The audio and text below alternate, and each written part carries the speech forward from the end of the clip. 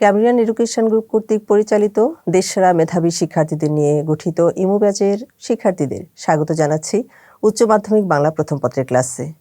শিক্ষার্থী, তোমাদের সাথে রয়েছি আমি নাজবা সুলতানা ঝঙ্কার, সহযোগী অধ্যাপক, বাংলা বিভাগ, ক্যামব্রিয়ান কলেজ, ঢাকা।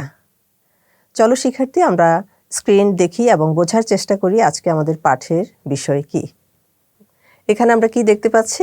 আমরা দেখতে পাচ্ছি নানান রঙের ফুল, প্রকৃতি ফুলে চমৎকারভাবে সজ্জিত হয়েছে এবং পাশাপাশি নানান রকমের পোশাক পরে ছেলেমেয়েরা উৎসবের একটা আমেজ নিয়ে এখানে চলছে। তারপরে আমরা দেখতে পাচ্ছি এখানে গ্রীষ্মের চিত্র দেখতে পাচ্ছি। একেবারে প্রচণ্ড তাপে মাঠঘাট সব ফেটে চৌচির হয়ে গেছে। এরপরে আমরা এখানে দেখতে পাচ্ছি বর্ষায় প্রকৃতি আরেকটা রূপে কিন্তু নিজেকে সাজিয়েছে। এরপরে আমরা এখানে দেখছি শরৎকালে কিন্তু প্রকৃতির আরেকটা রূপ এখানে দেখা যাচ্ছে। শিক্ষার্থী, তোমরা লক্ষ্য করবে যে নানান ঋতুতে নানান রকমের চিত্র আমরা দেখতে পাচ্ছি এবং এখানে আমরা শীতের চিত্র দেখতে পাচ্ছি। অর্থাৎ প্রকৃতিতে যে বিভিন্ন ঋতু একটার পর একটা আসতে থাকে, প্রকৃতি কিন্তু নিজেকে সেভাবে আবার পরিবর্তন করে এবং প্রকৃতির এই যে পরিবর্তন, এই যে নানান রূপে নিজেকে সাজানো, এইটা কিন্তু মানব মনের উপর একটা বিশাল প্রভাব বিস্তার করে। সেই বিষয়টাই আমরা কিন্তু এখানে পাশাপাশি দেখেছি। তাহলে তোমরা একটু বলো তো আজকের আমাদের পাঠের বিষয় কি হতে পারে? আমরা আজকে উচ্চ মাধ্যমিক বাংলা প্রথম পত্রের কবিতা অংশের একটি চমৎকার কবিতা পাঠ করব, যে কবিতায় ঋতু নিয়ে বর্ণনা দেওয়া হয়েছে। এই যে এতক্ষণ আমরা এতগুলো ঋতু দেখলাম এবং প্রকৃতির যে বিচিত্র সাজ দেখলাম, সেটা এই কবিতায় উঠে এসেছে। তাহলে আমাদের কবিতার নামটা আমরা দেখে ফেলি। আমাদের কবিতার নাম হচ্ছে ঋতু বর্ণন। প্রিয় শিক্ষার্থী, আমাদের নামকরণের মধ্যেই কিন্তু আমরা আমাদের কবিতার বিষয়বস্তুটা পেয়ে গেলাম। ঋতু বর্ণন অর্থাৎ ঋতুকে বর্ণনা করা হয়েছে। আমাদের জন্য এটি লিখেছেন কবি আলাউল, মধ্যযুগের শ্রেষ্ঠ কবি আলাউল। নিশ্চয়ই তোমরা নাম শুনেছ। আজকে 1 নম্বর পাঠ এবং এই পাঠে বসন্ত ও গ্রীষ্ম ঋতু নিয়ে আমরা আলোচনা করব।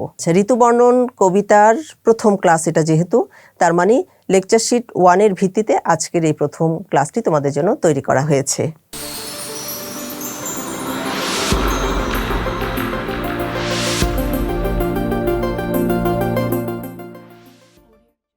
লক্ষ্য যখন বুয়েট, মেডিকেল কিংবা দেশের সেরা বিশ্ববিদ্যালয়ে, একাদশ শ্রেণী থেকেই নাও বিশেষ প্রস্তুতি। যুক্ত হও ক্যামব্রিয়ান এডুকেশন গ্রুপের অনন্য আয়োজন ইমু ব্যাচে। স্বপ্ন তোমার, লক্ষ্যে পৌঁছে দেওয়ার দায়িত্ব ক্যামব্রিয়ান এডুকেশন গ্রুপের। একাদশ শ্রেণীতে ভর্তির জন্য যোগাযোগ করো। আসো তবে আমরা আজকে আমাদের শিখন ফলটা দেখিনি। আজকের এই পাঠ শেষে কবি আলাউলের জীবন ও সাহিত্যকর্ম এবং রচনার প্রেক্ষাপট ব্যাখ্যা করতে পারবে। বসন্ত গ্রীষ্ম ঋতুর কাব্যিক চরিত্রগুলো নিজের ভাষায় তোমরা ব্যাখ্যা করতে পারবে। প্রকৃতি ও মানব মনের সম্পর্ক বিশ্লেষণ করতে পারবে। শিক্ষার্থী বন্ধুরা, আমাদের জন্য এই ঋতু বর্ণন কবিতাটি যিনি লিখেছেন, তোমাদের আগে বলেছি মধ্যযুগের শ্রেষ্ঠ কবি আলাউল, তার সম্পর্কে আমরা এখন বিস্তারিত জানব। কবি আলাউল মধ্যযুগের বাংলা সাহিত্যের অন্যতম শ্রেষ্ঠ কবি। তিনি তার অসাধারণ কাব্য প্রতিভা, ভাষার সৌন্দর্য এবং সংস্কৃত, আরবি ও ফার্সি সাহিত্য জ্ঞান দ্বারা বাংলা সাহিত্যকে সমৃদ্ধ করেছেন।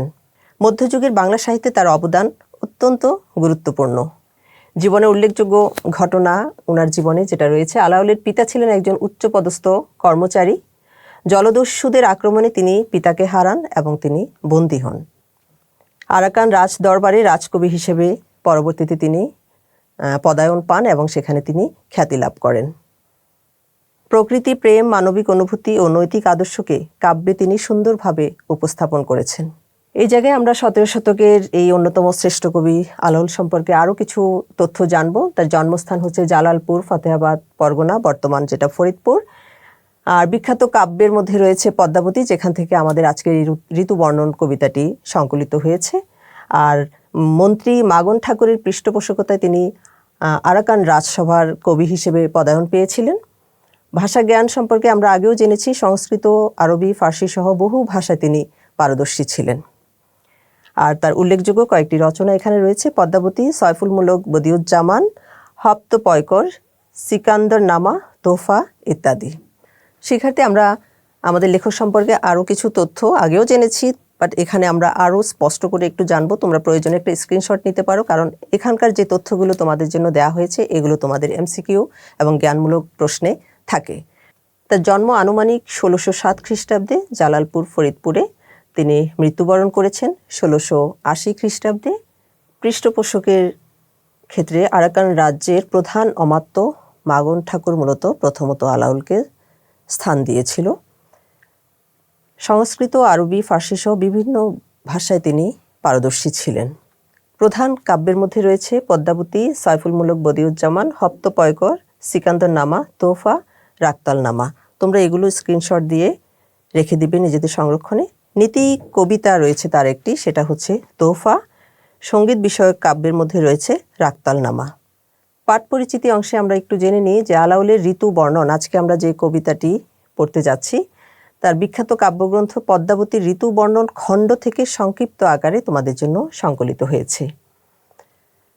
এই কবিতায় প্রকৃতির বিচিত্র রূপ অভিব্যক্ত হয়েছে। আবহাওয়া ও ষড়ঋতুর প্রভাবে বাংলাদেশের প্রাকৃতিক সৌন্দর্যে যুগে যুগে যে মানুষ মুগ্ধ হয়েছে সে বিষয়গুলো উঠে এসেছে।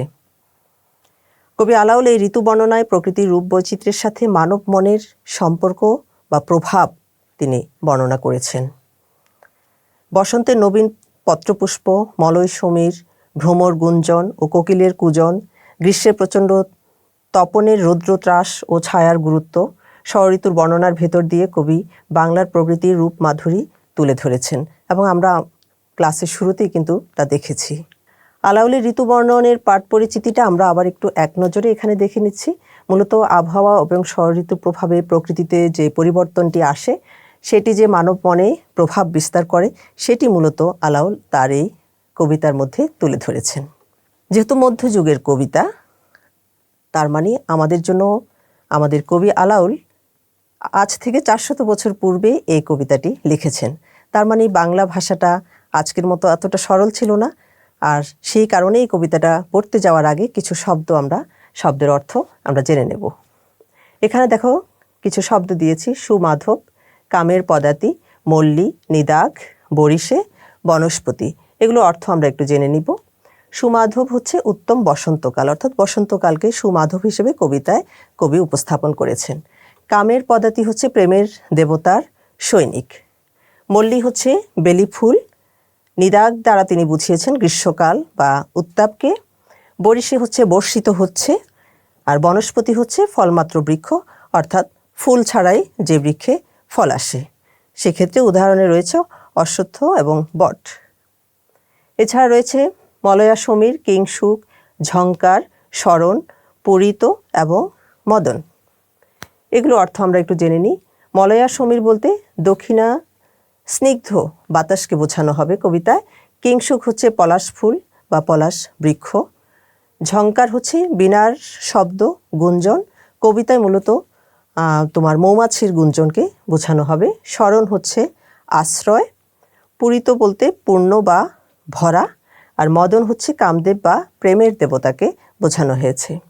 আজকের কবিতায় যাওয়ার আগে আমরা ছোট্ট করে একটু গল্প জানব, গল্প শুনব।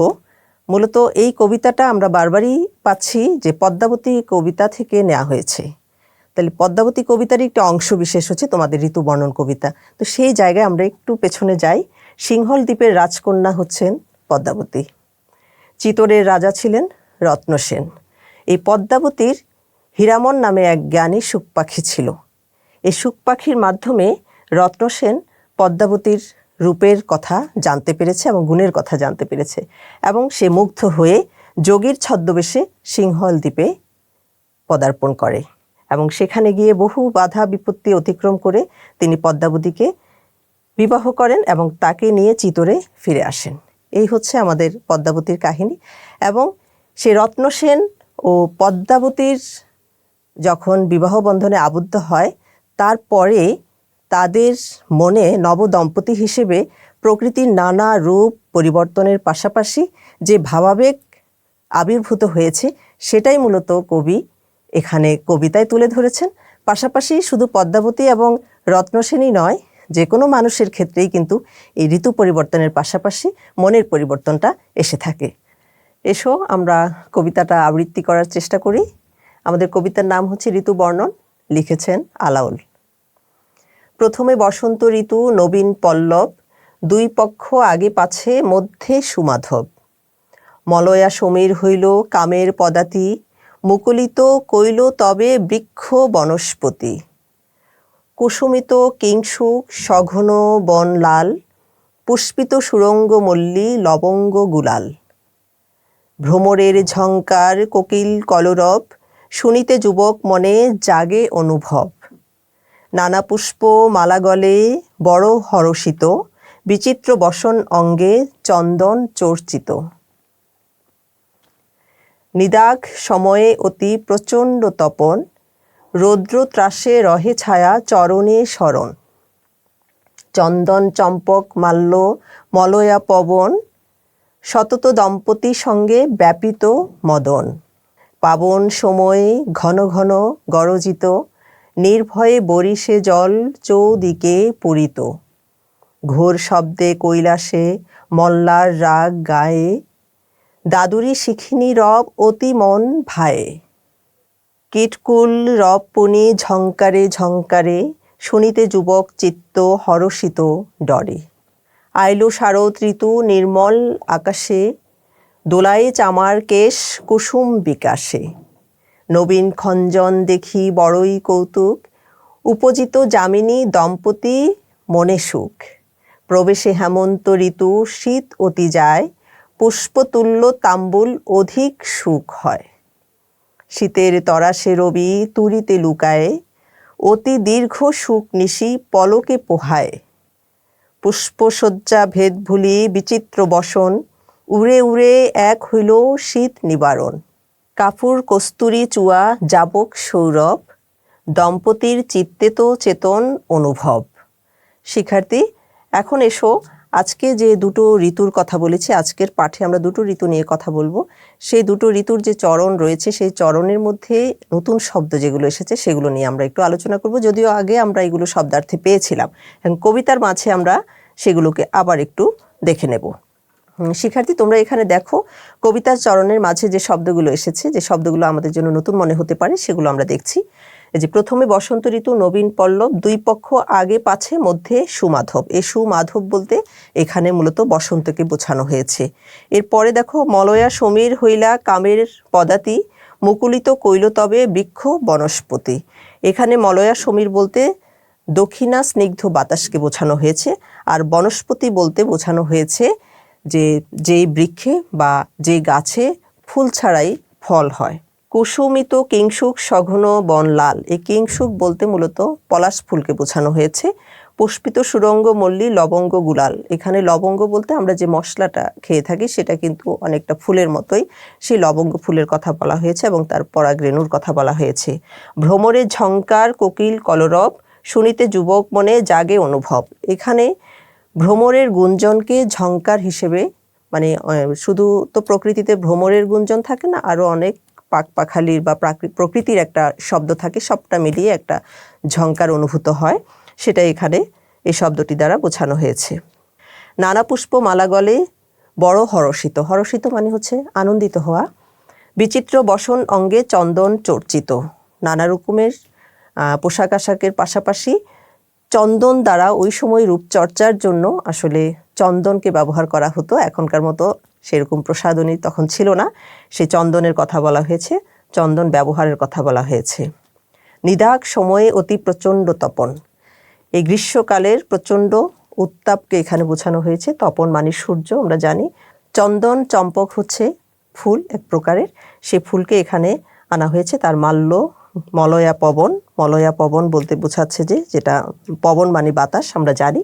সতত দম্পতির সঙ্গে ব্যাপিত মদন, সতত দম্পতির সঙ্গে ব্যাপিত মদন, এটা হচ্ছে প্রেমের দেবতা, মূলত মদন দেবের কথা বলা হয়েছে। এখন চলো আমরা পাঠ বিশ্লেষণে চলে যাই। আমরা যতটুকু আজকে পাঠের অংশ রয়েছে সেই অংশটা আমরা একটু বিস্তৃত আলোচনা করব তোমাদের বোঝার জন্য।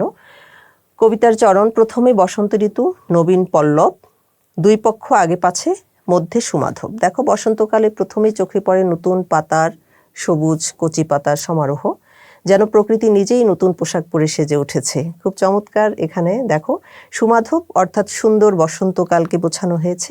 শীত ও গ্রীষ্মের মাঝখানে এই ঋতু বিরাজ করে, যেন দুই তীরের মাঝে এক স্বপ্নের নদী। স্বপ্নের নদী বলা হয়েছে বসন্ত ঋতুকে। মলয়া সমীর হইলা কামের পদাতি, দক্ষিণা মৃদুমন্দ বাতাস যেন প্রেম দেবতা কামের পদাতিক সৈনিকের মতো মানুষের মনে প্রেম জাগিয়ে এগিয়ে আসে। মুকুলিত কইল তবে বৃক্ষ বনস্পতি, সে মলয় সমীরের ছোঁয়ায় বনস্পতি গাছেরা সমস্ত কুড়িতে ভরে ওঠে। গাছে গাছে যেন সবুজের উৎসব। কুসুমিত কিংসুক সঘন বন লাল, কিংসুক মানে পলাশ, আমরা আগে জেনেছি। পলাশ ফুলে ফুলে সুন্দর বন লাল হয়ে ওঠে। তোমরা দেখেছো যে পলাশ ফুল কিন্তু অত্যন্ত টকটকে লাল, এবং অনেক পলাশ যখন দূর থেকে দেখা যাবে মনে হবে যেন কোনো একটা বনে আগুন ধরে গেছে, যেন আগুনের শিখা ছড়িয়ে পড়েছে বনে বনে। পুষ্পিত সুরঙ্গ মল্লী লবঙ্গ গুলাল, দেখো সুন্দর বর্ণের মল্লিকা এবং বেলি ফুল যখন ফুটে লবঙ্গ গুলালের সুগন্ধে চারদিক ভরে যায়। প্রকৃতি যেন এক সুগন্ধময় ফুলের বাগান হয়ে ওঠে। ভ্রমরের ঝংকার কোকিল কলরব, ভ্রমরের গুঞ্জন ও কোকিলের মিষ্টি ডাকে চারদিক মুখরিত হয়ে ওঠে। এই যেন প্রকৃতির এক নিজস্ব সঙ্গীত। শুনিতে যুবক মনে জাগে অনুভব। তাহলে সেই সঙ্গীত যখন যুবক শুনে তখন তার মনে এই মধুর শব্দ শুনে যুবকের মনে প্রেমের অনুভূতি জেগে উঠে, হৃদয় হয়ে উঠে আবেগ আপ্লুত। শিক্ষার্থী, তোমরা নিশ্চয়ই লক্ষ্য করছো যে আমরা এখনো কিন্তু বসন্তের মাঝেই আছি, অর্থাৎ বসন্তকে কিন্তু ঋতুরাজ বলা হয়। তার মানে ঋতুরাজ বসন্তকে তো এত তাড়াতাড়ি বিদায় দেওয়া সম্ভব নয়। দেখো নানা পুষ্প মালা গলে বড় হরষিত, নানা ধরনের ফুলের মালা গলায় পরে মানুষ আনন্দে উৎফুল্ল হয়ে ওঠে এই সময়টাতে। বিচিত্র বসন অঙ্গে চন্দন চর্চিত, বিচিত্র পোশাক পরে ও শরীরে চন্দন মেখে বসন্তকে বরণ করে নেওয়া হয়। বসন্ত তাই উৎসবের ঋতু। নিদাগ সময়ে অতি প্রচণ্ড তপন। এবার গ্রীষ্মকালে আমরা চলে এসেছি। গ্রীষ্মকালে সূর্যের তাপ অত্যন্ত প্রখর হয়ে ওঠে, যেন সূর্য তার সমস্ত ক্রোধ পৃথিবীর উপর ঢেলে দিয়েছে। ক্রোধ মানে রাগ। রৌদ্র ত্রাসে রহে ছায়া চরণী স্মরণ, এই ত্রাস মানে কিন্তু সন্ত্রাস।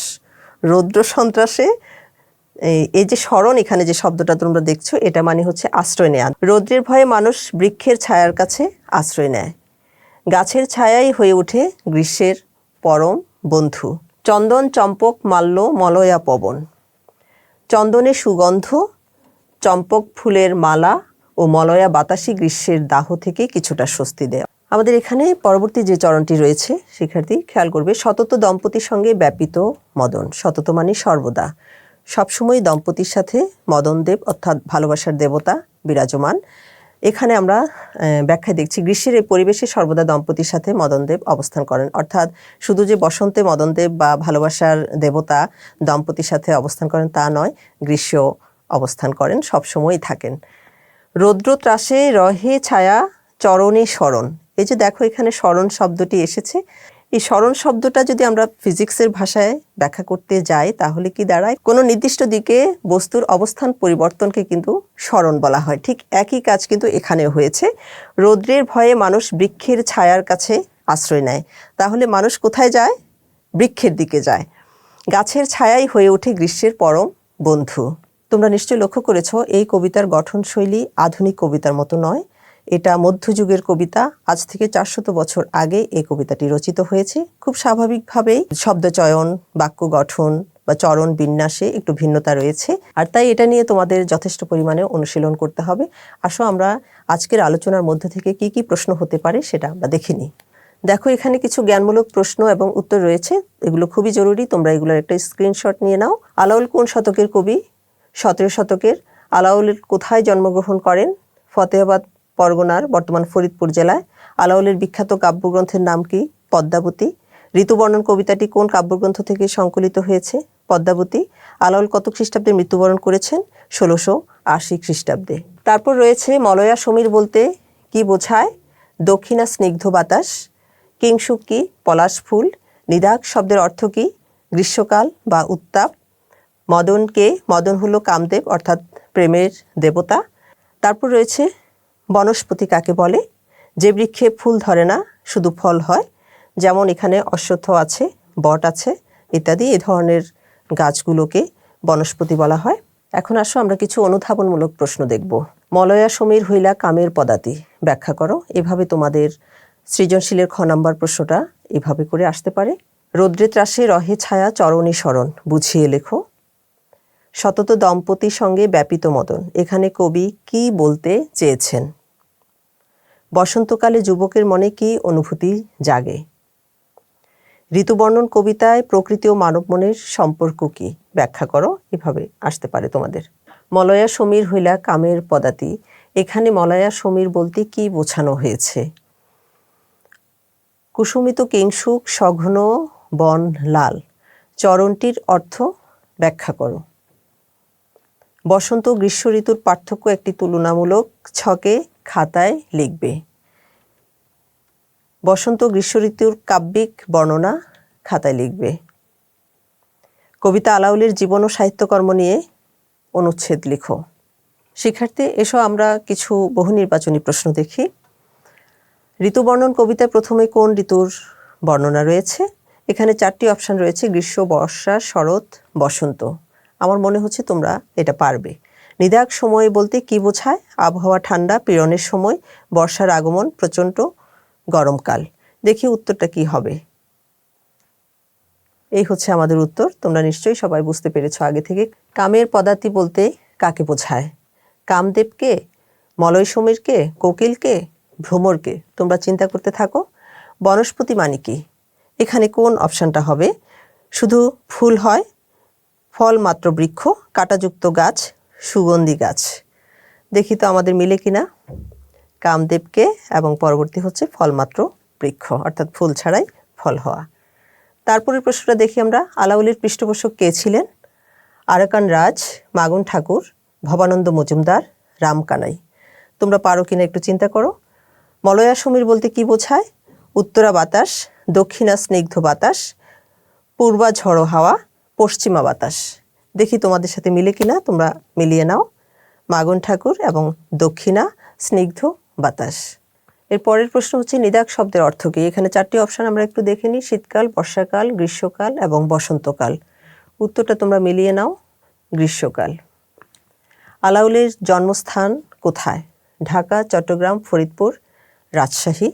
তার পরের প্রশ্ন, ভ্রমরের ঝংকার, কোকিল কলরব, এই চরণে কোন ঋতুর বর্ণনা আছে? দেখি তো আমরা উত্তর কি হবে। ফরিদপুর এবং পরে হচ্ছে বসন্ত ঋতু। এখানে একটা সৃজনশীল প্রশ্ন দেয়া হয়েছে, দেখো। উদ্দীপক, আজ জ্যোৎস্না রাতে সবাই গেছে বনে, বসন্তেরই মাতাল সমীরণে। এই ছোট্ট উদ্দীপকটাকে কেন্দ্র করে এখানে কিন্তু 4টা প্রশ্ন করা হয়েছে। প্রথমে জ্ঞানমূলক এবং অনুধাবনমূলক। আমরা জানি যে এই দুটো প্রশ্ন আমাদের উদ্দীপকের সাথে রিলেটেড না হলেও চলে, কিন্তু পরের যে দুটো প্রশ্ন থাকে গ এবং ঘ, এই দুটো প্রশ্ন কিন্তু আমাদেরকে একটু খেয়াল করতে হয়। তোমরা একটা স্ক্রিনশট তুলে নাও এবং বাসায় অনুশীলন করবে। এখানে আরেকটি উদ্দীপক আছে, উদ্দীপকটা তোমরা লক্ষ্য করো। হে কবি, নীরব কেন? ফাগুন যে এসেছে ধরায়, বসন্তে বরিয়া তুমি লবে নাকি তব বন্দনায়, কহিল সে স্নিগ্ধ আঁখি তুলি, দক্ষিণ দুয়ার গেছে খুলি, বাতাবি নেবুর ফুল ফুটেছে কি, ফুটেছে কি আমের মুকুল, দক্ষিণা সমীর তার গন্ধে গন্ধে হয়েছে কি অধীর আকুল। পুরোটাই কিন্তু বসন্তকে কেন্দ্র করে। এখানে তোমরা গ নাম্বার প্রশ্নটি একটু দেখবে এবং ঘ নাম্বার প্রশ্নটি দেখবে। এই দুটো প্রশ্ন তোমরা উদ্দীপকের সাথে মিলিয়ে উত্তর করতে পারো কিনা বাড়িতে অনুশীলন করবে। প্রিয় শিক্ষার্থী, আমাদের আজকের ক্লাস এই পর্যন্তই। তোমরা শুরু থেকে শেষ পর্যন্ত যতগুলো তথ্য আমরা জেনেছি, এখানে যতগুলো গুরুত্বপূর্ণ তথ্য এবং প্রশ্ন পেয়েছি, সৃজনশীল দেখেছি, বহু নির্বাচনী দেখেছি, সবটাই তোমাদের জন্য অত্যন্ত গুরুত্বপূর্ণ। আশা করি আজকের ক্লাসটি ইমো ব্যাচের শিক্ষার্থী যারা রয়েছে তারা যদি যথাযথভাবে অনুশীলন করো, নিশ্চয়ই তোমরা ভালো ফলাফল পাবে ইনশাল্লাহ। আর পরবর্তী পাঠে তোমাদের সাথে আবার দেখা হবে। ধন্যবাদ। লক্ষ্য যখন বুয়েট, মেডিকেল কিংবা দেশের সেরা বিশ্ববিদ্যালয়ে, একাদশ শ্রেণী থেকেই নাও বিশেষ প্রস্তুতি। যুক্ত হও ক্যামব্রিয়ান এডুকেশন গ্রুপের অনন্য আয়োজন ইমু ব্যাচে। স্বপ্ন তোমার, লক্ষ্যে পৌঁছে দেওয়ার দায়িত্ব ক্যামব্রিয়ান এডুকেশন গ্রুপের। একাদশ শ্রেণীতে ভর্তির জন্য যোগাযোগ করো